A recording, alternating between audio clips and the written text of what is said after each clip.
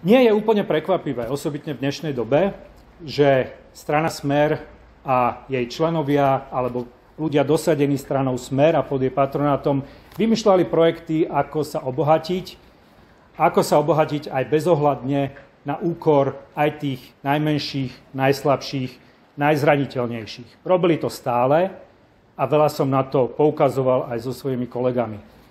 Čo je však oveľa prekvapujúcejšie a zarážajúcejšie, tak to je fakt, že nasledujúca vláda, ktorá je dnes známa ako vláda krízy, chaosu, neurobila s týmito projektami poriadok.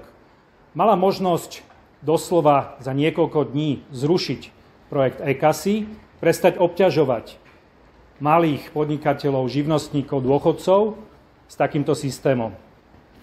Mohli ho buď úplne zrušiť, alebo mohli spraviť aspoň výnimku pre tých menších.